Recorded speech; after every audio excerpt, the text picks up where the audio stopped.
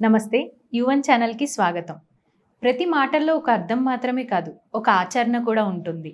మన జీవితాన్ని మార్చే జ్ఞానాన్ని తీసుకురావడానికి మనతో పాటు ఉన్నారు డాక్టర్ మైలవరపు శ్రీనివాసరావు గారు. నమస్కారం గురుగారు. నమస్కారమ్మా. గురుగారు, ఈ మహాలయ కాలంలో ఏ పదార్థాన్ని ఎలా వండి వడ్డించాలంటారు? దీని గురించి వివరంగా తెలియజేయండి. ఇది చాలా మంచి ప్రశ్న. శ్రద్ధయా క్రియతే యత్ తత్ శ్రాద్ధమిత్యవధీరితం. శ్రద్ధతో చేసేది ఏదైతే ఉంటుందో దాన్ని శ్రాద్ధము అన్నారు. సంపూర్ణమైన శ్రద్ధతో చేయాలి. ఇదే కాదు, ఏ పనైనా సరే ఈ పని చెయ్యాలి అని అనుకున్నట్లయితే చేయకపోతే నష్టమేం లేదు. చెయ్యదలిస్తే మాత్రం శాస్త్రం ఏం చెప్పిందో ఆ ప్రకారంగానే చేయాలి తప్ప కొంత నచ్చి కొంత నచ్చక ఏదో చేయడం సరైన పని కాదు.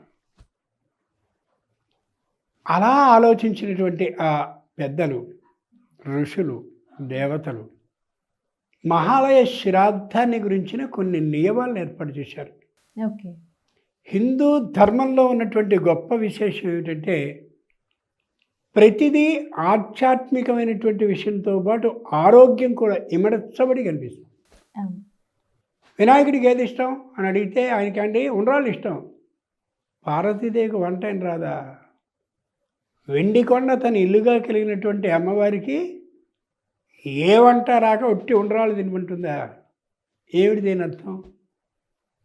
భాద్రపద మాసంలో విపరీతంగా వర్షాలు కురుస్తూ ఉంటాయి కాబట్టి అది వర్ష ఋతువులో వస్తుంది కాబట్టి ఆ వర్ష ఋతువులో ఆవిరి మీద ఉడికినటువంటివి కానీ తిన్నట్లయితే అనారోగ్యం చేయదు అనేది దాంట్లో ఉండే వైద్య రహస్యం. ఇవి సహజంగా ఎవరు తెలుసుకోరు. అలాగే ఈ చెంప నుంచి ఆ చెంపకి గాలుపు విపరీతంగా కొట్టే వేసంకాలంలో రాముల వారి వివాహం వస్తుంది. ఆయనకి ఏమి ఇష్టం అంటే అబ్బాయి పానకం వడపప్పు ఇష్టం అండి అంటే కౌసల్యాదేవికి వంట రాదా? ఆ పానకాన్ని వడపప్పు ఇచ్చి చదువుకోమంది ఆవిడ కాదు. అటువంటి విపరీతమైన వడ గాలుపు కొట్టేటప్పుడు వడ తగలకుండా చేసే పప్పు వడపప్పు, పానకం కూడా. ఒకప్పటి రోజుల్లో మిరపకాయల్ని అలా రోకలతో దంచేటటువంటి అలవాటు ఉన్నవాళ్ళు చేతులతో రోల్లో వేసి రోకలతో దంచేటప్పుడు వాళ్ళు పానకాన్ని తాగేవారు. ఎందుకని పానకాన్ని తాగుతున్నారు? మంచిని తాగొచ్చుగా, మజ్జిగ తాగొచ్చుగా కాదు. ఈ గొట్టు ఏమాత్రం లేకుండా ఉండేలా చేసేది. మేము ఆ కారంతో ఉండేటటువంటి గాలిని పీల్చినప్పుడు మాకు ఊపిరితిత్తులో ఇబ్బంది కలగకుండా చేసేది ఈ పానకం. ఇలా మొత్తం మనకుండే భారతీయమైనటువంటి పండుగలు అన్నిటిలో కూడా ఆధ్యాత్మిక విషయంతో పాటు ఆరోగ్య రహస్యం కూడా దాగుంటుంది. అంచేత ఏ మహాలయం అనేటటువంటి దాన్ని భాద్రపద మాసంలో బహుళపక్షంలో పాడ్యమి నుండి అమావాస్య వరకు చేస్తారో ఆ 15 రోజుల్లో కూడా వర్ష ఋతువే కాబట్టి అది వర్షాలు దిమ్మరించేటటువంటి కాలంలో వాళ్ళు ఆలోచించి 4 పచ్చళ్ళు 4 కూరలు చేయాలి అని చెప్పారు. ఏవో తోచిన పచ్చళ్ళు కాదు, మళ్ళీ ఆరోగ్యం చెడకుండా ఉండేవాడు. గుడామ్ల సహితం చైవ గుడామ్లరహితం తథా గుడమిశ్రం చ ఆమ్లమిశ్రం తథా శాఖ చతుష్టయం. గుడామ్ల సహితం చైవ, బెల్లము పులుపు అంటే చింతపండు, బెల్లము చింతపండుతో వండబడే కూరలు 2 ఉండాలి. బెల్లము చింతపండు కలపకుండా ఉండే కూరలు 2 ఉండాలి. 4 కూరలు. అంతేకాదు గుడమిశ్రం చామ్ల మిశ్రం, బెల్లంతో కలిపినటువంటి పచ్చడి ఒకటి, బెల్లం కలపకుండా ఉండే పచ్చడి ఒకటి, పులుపు కలిసిన పచ్చడి ఒకటి, పులుపు కలియని పచ్చడి ఒకటి.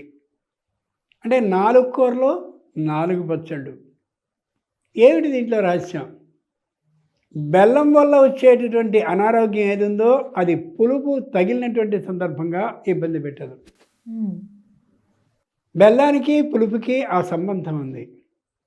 అంచేత వాళ్ళు ఆలోచించి ఈవేళ దాదాపు 2 వరకు కూడా ఈ కార్యక్రమం జరుగుతూ ఉంటుంది కాబట్టి మధ్యాహ్నం 2-3 గంటలకి భోజనం చేసేటువంటి వ్యక్తి యొక్క ఆ ఉదరం జీర్ణాశయం ఏ విధంగా దెబ్బతినకుండా ఉండాలో ఆలోచించి వీటిని చేయాలన్నారు.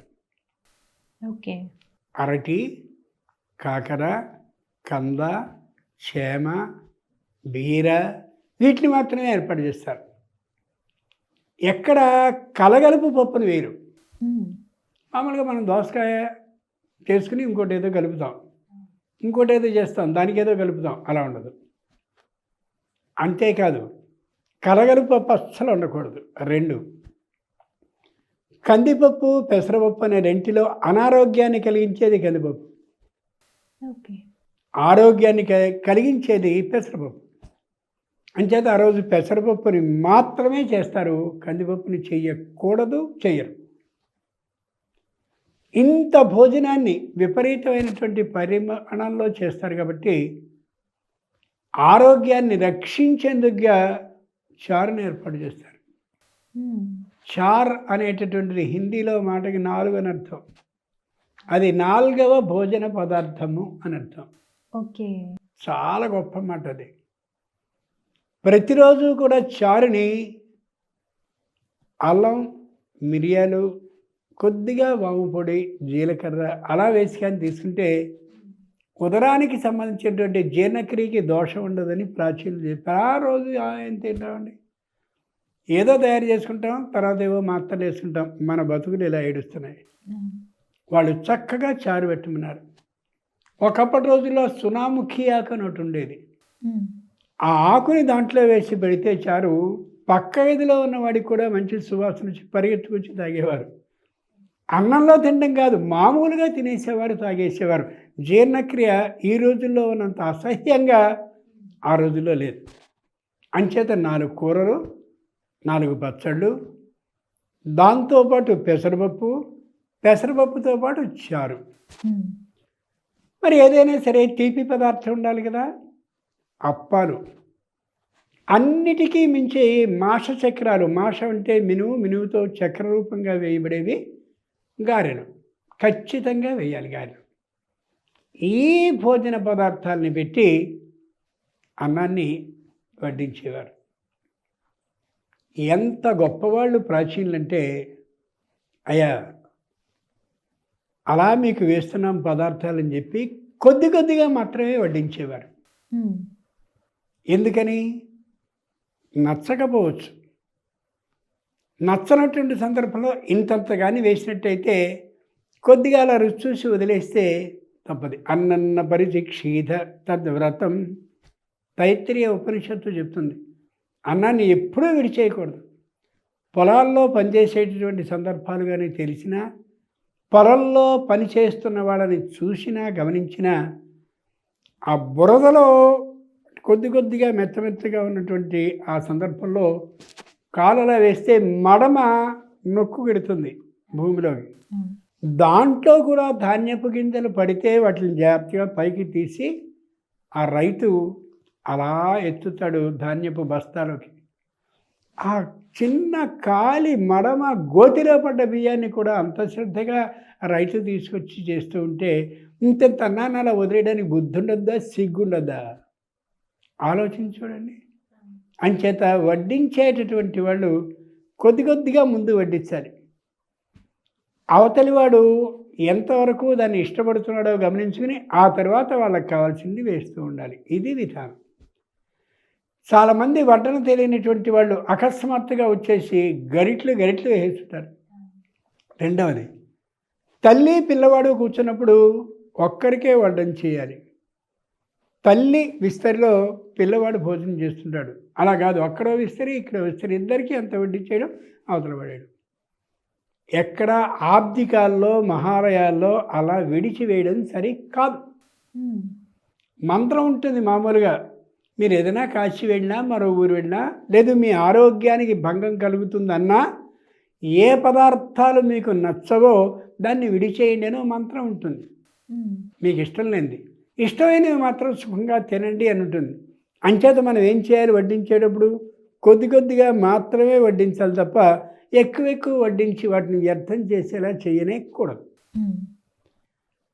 భోజనం అంతా అయిపోయిన తర్వాత రవే అపుణ్యలయే పద్మార్బుద నివాసినాం అర్థినాం ఉదకం దత్తం అక్షయ్యముపతిష్టతు అని మంత్రం ఉంటుంది.